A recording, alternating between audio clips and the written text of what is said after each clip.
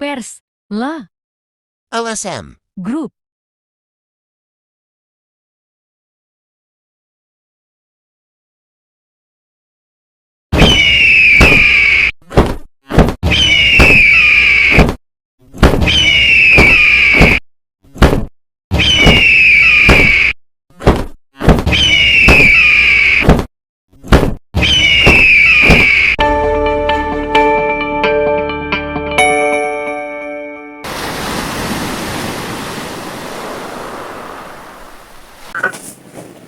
Tentara nggak mungkin tentara itu mendapatkan prajurit mudanya juga di situ.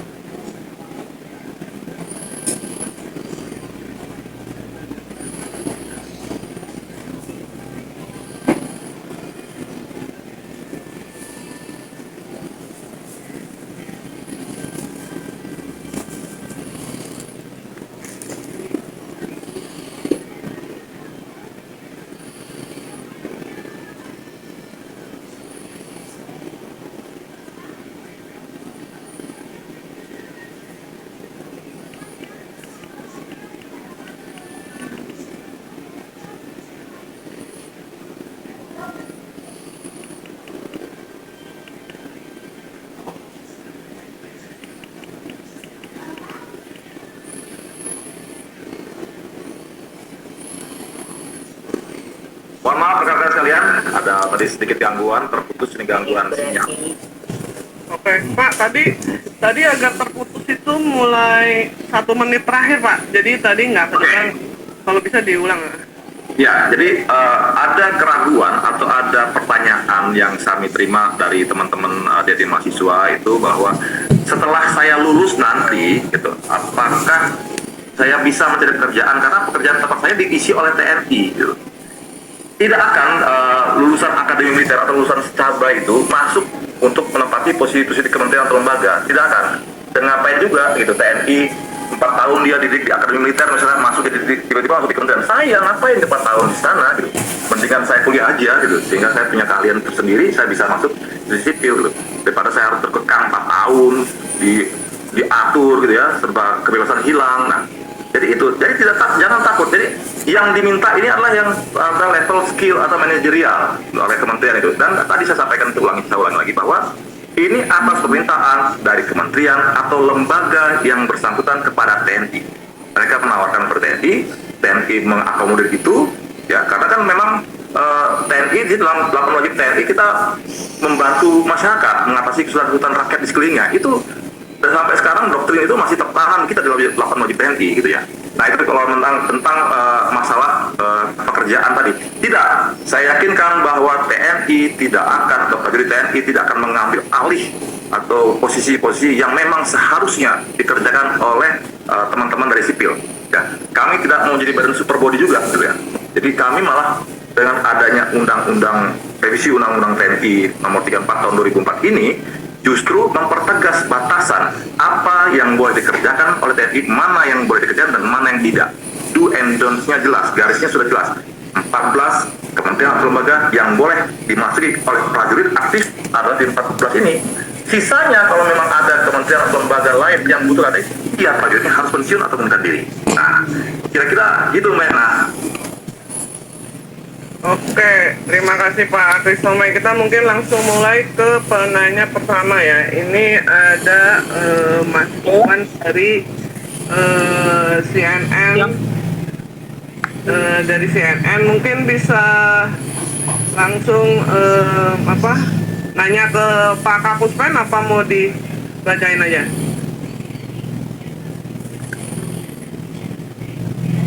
halo, ya bebas aja sih. Nah, silakan Mas Iwan. Oke, Pak Kapus, selamat atas jabatan barunya sebagai Kapuspen, tinggal menunggu bintangnya turun. Pertanyaan simpel aja Pak, ini kan janjinya Panglima itu kan sebenarnya ketika undang-undang ini belum undang-undang disahkan, maka di luar 14 itu nantinya harus mundur. Nah, jadi Kita sih sebenarnya ingin saat itu ada 38 tahun. Harapan nanti di umur 33 tahun, adik-adik ini sudah bisa menjabat di posisi komandan batuan, sehingga lebih fresh. Seorang komandan batuan tempur harus dia lebih fresh dibandingkan usia kalau misalnya 30 atau 40. Nah, nanti untuk mekanisme itu sudah akan kita rumuskan siapa saja yang ini akan menjadi tadi siapa saja nanti yang bisa misalnya sampai batas umur maksimalnya, mana yang tidak. Nah, sesuai dengan apa yang sudah diatur di Undang-Undang TNI yang pasal nomor 34 pasal yang pasal ke-53 ya. Nanti di situ akan dijelaskan batas maksimalnya berapa. Nanti akan ada pengaturan itu sehingga piramidnya tetap terbentuk. Itu kira-kira.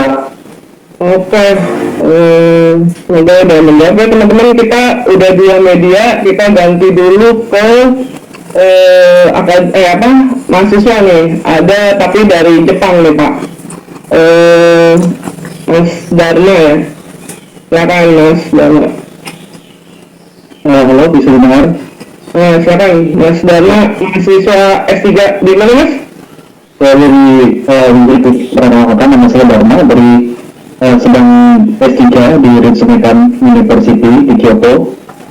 Nah, sebenarnya topik saya lebih tertarik dengan sisi keamanan maritim. Salah satu badan yang boleh dimasuki prajurit aktif itu salah satu Bakamla. Tapi selama ini Bakamla juga sudah diketuai oleh bintang 3 TNI AL biasanya. Tapi dengan terbitnya undang-undang yang direvisi, apakah ini hanya melegalkan praktik yang sudah berjalan atau untuk memberikan landasan hukum bagi praktik Bakamla ke depannya? Nah, lalu pertanyaan berikutnya adalah kalau apakah dengan masuknya prajurit aktif ini dapat berdampak pada kemampuan sipil Bakamla, karena pada dasarnya Bakamla itu dibentuk untuk membentuk kapasitas sipil dalam bidang keamanan maritim. Jadi tidak masuknya prajuritnya aktif yang sebelumnya juga bisa, tapi hanya sebagai stopgap measure. Itu bagaimana ke depannya untuk kapasitas sipil dalam keamanan maritim. Terima kasih.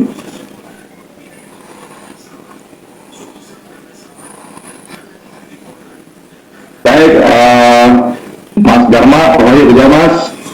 Jadi Bakamla ya, artinya sudah saya sampaikan tadi bahwa memang saat ini Bakamla itu kan dibikin oleh seorang prajurit aktif, sama seperti BNPB, dibikin oleh prajurit TNI aktif. Nah, justru itulah kami menyadari bahwa harus ada perubahan, harus ada revisi terhadap undang-undang kami, undang-undang TNI nomor 34 tahun 2004 tadi, yang dikaitkan dengan perkembangan lingkungan strategis, dikaitkan dengan perubahan ancaman yang putus ya? Putus.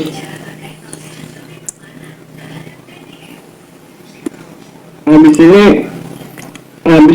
apa lagi ya? Mungkin tadi ada yang dari untuk siap. Jadi tadi bahwa undang-undang ini dibentuk setelah kita melihat bahwa dibentuk tahun 2004 sudah 1 tahun sampai tahun 2025 ini. Sementara ada perubahan lingkungan strategis, ada perubahan ancaman yang kita lihat bahwa undang-undang ini harus disesuaikan dengan atau beradaptasi dengan lingkungan strategis saat ini. Nah, Bakamla sendiri, BNPB juga itu saat ini juga prajurit aktif, sehingga memang kita usulkan kepada pemerintah bahwa ini harus diamankan dalam undang-undang atau dalam revisi undang-undang nomor 34 tahun 2004 tadi, ya, sehingga ke depan TNI juga tidak salah lagi dengan langkah bahkan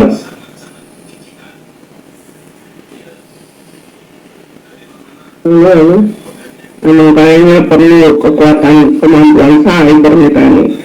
angkatan cybernya belum.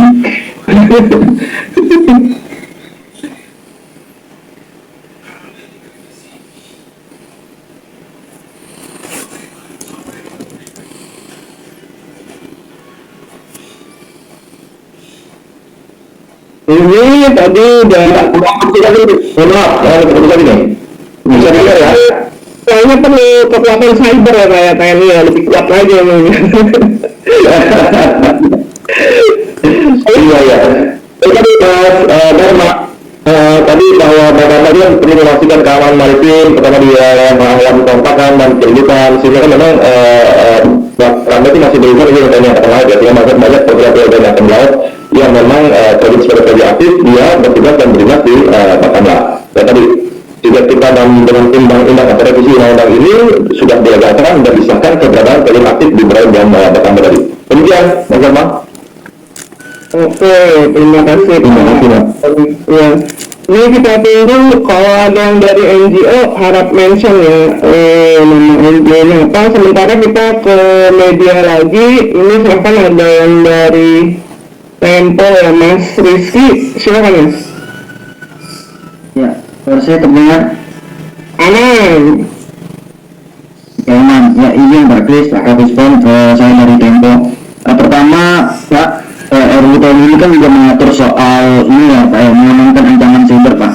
Nah ini mungkin menurut saya ini bisa dijelaskan gitu ancaman siber ini Pak, mungkin apa ya dari sisi TNI itu seperti apa, karena dalam permen pertahanan itu tuh kan disebutkan ancaman sibernya dalam berbentuk propaganda dan manipulasi informasi. Ini kan karet sekali ya Pak, termasuk dalam daftar inventarisir masalah ini juga ancamannya itu adalah narasi ekspresi yang berlebih. Nah ini sangat karet, takutnya ketika kita mengintip pemerintah dengan sangat pedas itu dianggap sebagai ancaman siber gitu loh Pak. Nah ini perlu dijelaskan Pak, itu satu.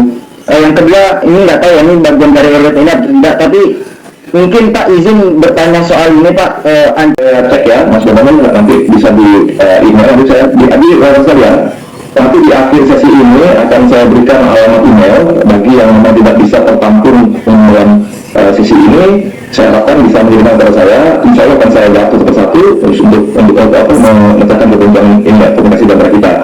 Jadi kalau saya belum menangkap dari apa yang esensi pertanyaan dari Mas Bambang, nanti saya cari karena draft yang saya pegang dengan yang dipegang oleh Mas Bambang maka yang berbeda. Nah, nanti kita akan lihat di rumah atau di sini kan draftnya Pak mungkin saya masih punya laptopnya, nanti saya lihat ya.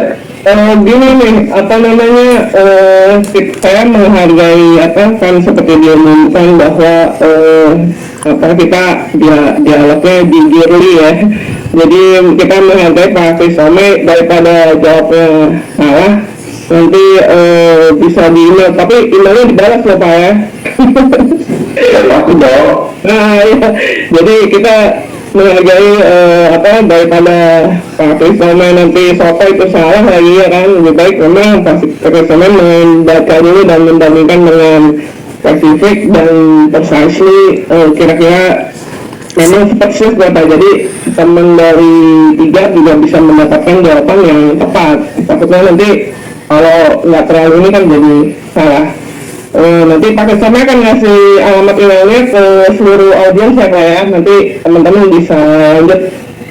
Silakan Pak, ini mungkin selanjutnya Di sini ya Mbak Etna. Nggak bisa Mas, karena kita melayani pertanyaan yang lain juga. Jadi mohon maaf Biar semua bisa lihat sih kalau untuk draft terbarunya, karena kami juga aku nggak tahu mungkin aja ini draft yang lama tapi